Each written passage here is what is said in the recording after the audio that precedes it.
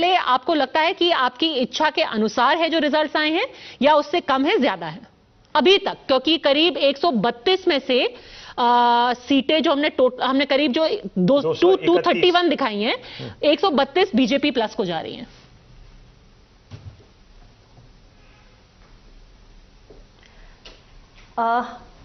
देखिए, हमने पहले दिन से ही ये कहा है कि हमारा एनडीए का जो अलायंस है वो सत्ता में वापसी करेगा, और पहले चरण से ही जो ईवीएम के रुझान रहे उसको देखकर ये स्पष्ट था कि हमारे एनडीए गठबंधन के प्रत्याशियों को बढ़त मिल रही है। आज जो एग्जिट पोल्स के रुझान आ रहे हैं लगभग उसी दिशा में ये चल रहे हैं, और हमें पूरा विश्वास है कि हमारी सत्ता में वापसी होगी। 100% तो हम एग्जिट पोल्स के रिजल्ट्स पे नहीं भरोसा कर सकते हैं, लेकिन हाँ, एक रुझान जिस दिशा में हमने सोचा था और हम लगातार कह भी रहे थे उसी दिशा में दिख रहे हैं। और मैं कहूंगी आपके चैनल पे कि हमें पूरा विश्वास है कि उत्तर प्रदेश में एनडीए अलायंस फिर से सरकार बनाएगा, क्योंकि ना बनाने का कोई कारण ही नहीं है। नहीं, ठीक है अनुप्रिया जी, मैं आपसे एक सवाल पूछना चाहता हूं। उत्तर प्रदेश को विकास के क्या मार्जिन ऑफ विक्ट्री आप लोगों के लिए अहमियत रखता है कि या अगर आपको 204 या 5 भी आ गए तो आप खुश हैं? क्या मार्जिन ऑफ विक्ट्री पे आप एम्फेसिस डालेंगी? नहीं, बिल्कुल मार्जिन ऑफ विक्ट्री बिल्कुल अहमियत रखता है, और मैं यही बात मैंने पहले भी कही कि एग्जिट पोल्स को आप 100% नहीं मान सकते, क्योंकि आप 10,000 20,000 का सैंपल लेके ये मेरा सवाल डायरेक्ट आपसे ये है मैडम कि अगर आपको 300 पार नहीं हुए तो क्या हम ये समझ सकते हैं कि कोई वीकनेस है एनडीए में उत्तर प्रदेश में? देखिए, मैंने 300 पार की बात नहीं की। मैंने हमेशा ये कहा है कि उत्तर प्रदेश की सत्ता में हम लौटेंगे।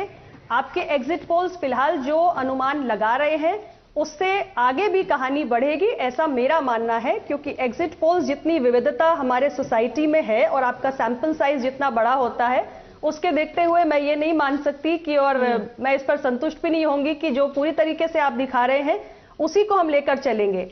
अभी ये बताइए कि जो आखिरी 2 फेजेस थे जहां पे आपका सबसे ज्यादा एट स्टेक था, वहां पर पिछले बार के मुकाबले मतदान कम हुआ है, क्या ये आपके लिए चिंता का विषय है?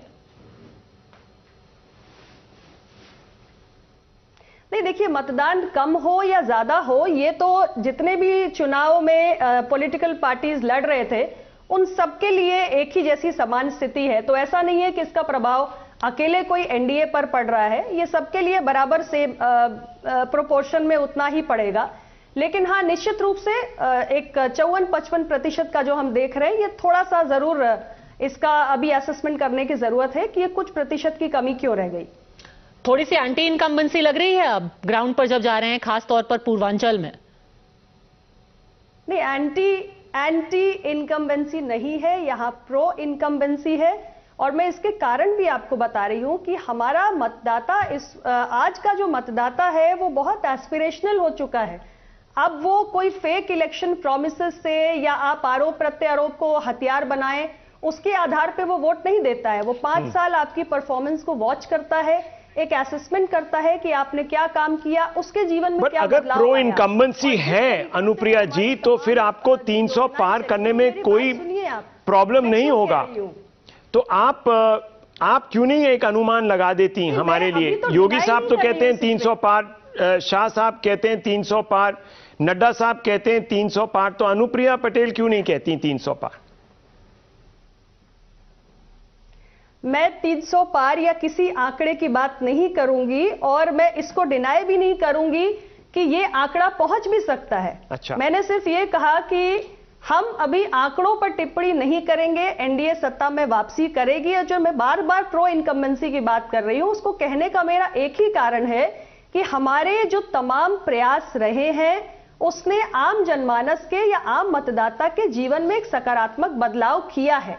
और क्योंकि आज वोटर की एक्सपेक्टेशन स्काई रॉकेटिंग हो चुकी हैं और वो ये देखना चाहता है कि लास्ट माइल डिलीवरी हुई है या नहीं, तो अगर आपने जो सोचा उसको आप उनके जीवन तक पहुंचाकर कोई बदलाव ला पाए हैं तो प्रो इनकम्बेंसी का आपको इंपैक्ट देखने को मिलेगा। एंटी इनकम्बेंसी जैसा कोई फैक्टर नहीं है। ठीक है, तो केंद्र में मंत्री होने के नाते अगर प्रो इनकम्बेंसी सच में केंद्रीय स्कीम्स की वजह से मिली है, उसका फायदा मिला है बीजेपी को, तो श्रेय आपको भी मिलेगा। फिलहाल हमसे बात करने के लिए अनुप्रिया जी आपका बहुत बहुत धन्यवाद। Thank you very much for having joined.